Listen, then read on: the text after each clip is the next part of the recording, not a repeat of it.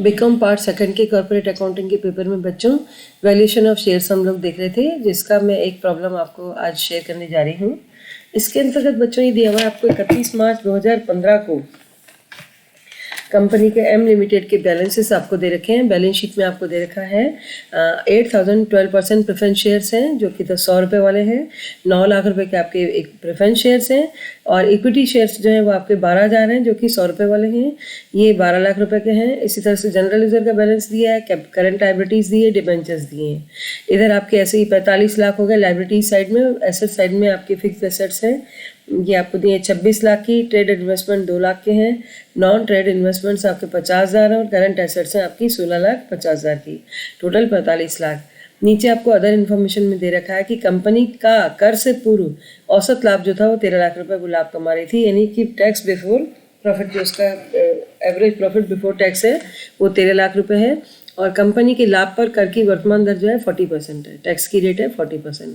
गत वर्षों में कई वर्षों से इक्विटी शेयर्स पर लाभांश की दर 20% कायम रही है और आगे भी रहने की आशंका है, यानी इक्विटी शेयर्स पर आप रिटर्न दे रहे हैं 20% का। एक्सपेक्टेड रिटर्न हो गया आपका 20% का। स्थायी संपत्तियों का मूल्य जो है वो 28 लाख रुपए माना जाए। ठीक है, प्रत्याय की सामान्य दर आपके 15% पे भी ली जा सकती है। ठीक है, आपको एक आगे कि फिक्स्ड एसेट्स पे रिटर्न कितना होगा, इनका प्रतिफल होगा जो वो होगा मे बी टेकन आपका 15% हो सकता है। और ऑल इन्वेस्टमेंट्स जो हैं are earning to 10% per annum, सभी विनियोगों पे 10% की राशि की आय हो रही है। अब आपसे कहा गया कि आप बताइए calculate the value of equity shares on dividend yield basis.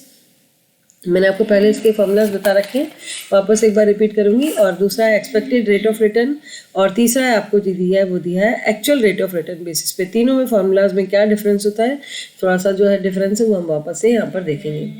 तो सबसे पहले बच्चों हम कैपिटल एम्प्लॉयड की कैलकुलेशन करते हैं। फिक्स एसेट्स आपको 28 लाख पे लेनी है, ट्रेड इन्वेस्टमेंट 2 लाख के हैं और नॉन ट्रेड इन्वेस्टमेंट आपके जो करंट एसेट्स हैं वो हैं 16,50,000 की है। ठीक है, इसके बाद में आपसे कहा गया है कि ये आपकी जो है नेट लेस करंट लायबिलिटीज आपकी 11 लाख की हैं। इसको माइनस करने पर आपका नेट कैपिटल एम्प्लॉयड आ जाता है 35,50,000 का। इसके बाद में profit available to equity shareholders आपके पास में कौन से होंगे, जो 13 लाख के आपके प्रॉफिट्स थे उस पर 40% आपका टैक्स कटेगा, उसको माइनस करिए तो रिमेनिंग जो बैलेंस आता है उसमें प्रेफरेंस शेयर्स डिविडेंड आपका है। प्रेफरेंस शेयर्स के डिविडेंड को भी माइनस करेंगे। प्रेफरेंस शेयर्स आपके 9 लाख रुपए के हैं, उन पर 12% आप डिविडेंड निकालते हैं, 1,08,000 आपका प्रेफरेंस शेयर का डिविडेंड है। उसको माइनस करिए तो अब जो पैसा बचेगा, यानी आपका पैसा जो था वो 7,80,000 था, टोटल 13 लाख में से टैक्स कटाने के बाद उसमें से फिर आपने प्रेफरेंस शेयर होल्डर का और माइनस के डिविडेंड, तो आपका प्रॉफिट अवेलेबल आ गया 6,72,000। एक्सपेक्टेड रेट ऑफ रिटर्न का फॉर्मूला आपका ये है, profit available for equity share holders upon total paid up share capital into 100। तो प्रॉफिट अवेलेबल हो गया 6,72,000 और टोटल पेड अप आपकी इक्विटी शेयर कैपिटल कितनी है, 12 लाख की है। यानी 12 लाख पर कितना प्रत्याय मिलने वाला है, तो 12 लाख पर 6,72,000 उनके पास प्रॉफिट्स अवेलेबल है। दैट मीन्स 56% का रिटर्न यहाँ पर मिलने वाला है। प्रॉफिट अर्न और नेट कैपिटल एम्प्लॉयड अपने देखें तो उस पर कितना प्रॉफिट होता है, तो ये आपसे क्या गया, एवरेज प्रॉफिट 13 लाख का था।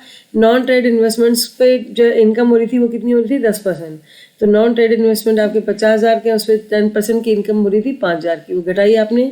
और साथ ही जो है आपने टैक्स घटाया और इसके बाद में डिबेंचर का इंटरेस्ट आपने उसमें ऐड किया, वो आपको मिलता है इंटरेस्ट कंपनी को। तो ये आपकी प्रॉफिट अर्न हो गए 8,47,000।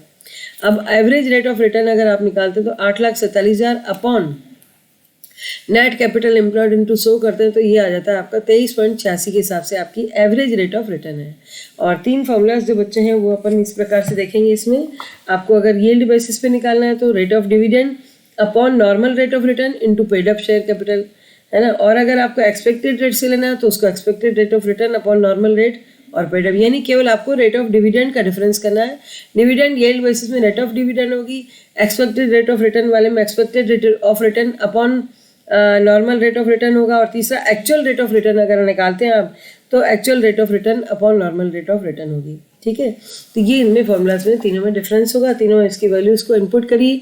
ऑन डिविडेंड यील्ड बेसिस पे देखिए आपको दे रखा था रेट ऑफ डिविडेंड 20% हो रही है और नॉर्मल रेट ऑफ रिटर्न 15% है, तो आपका 133% के हिसाब से जो है ये इसकी डिविडेंड यील्ड बेसिस पे आपको पैसा जो है इक्विटी शेयर पे वैल्यू मिलने वाली है।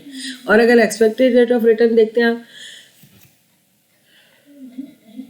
ये अपने इसमें अपन ने कैलकुलेट की थी 56% expected rate of return upon normal rate of return 15% into 100, तो यहाँ पे 373 रुपये मिलना है उसको। और अगर actual rate of earning basis पे करता है तो एक्चुअल रेट ऑफ रिटर्न है उसकी 23.86 अपॉन 15 इंटू 100, तो वहाँ पर उसको 159.07 रुपये के हिसाब से पैसा उसे मिलना है। तो संपत्ति मूल्यांकन विधि जो है उसके अंतर्गत इस प्रकार से जो है, आंतरिक का भी नीचे मैंने एक फॉर्मूला दिया है कि अंशों का उचित मूल्य इस प्रकार से फेयर वैल्यू पर शेयर निकाला जाएगा, इंट्रिंसिक वैल्यू और यील्ड वैल्यू पर शेयर अपॉन 2 करके। इसको हम आगे वाले इसमें क्वेश्चन में समझेंगे।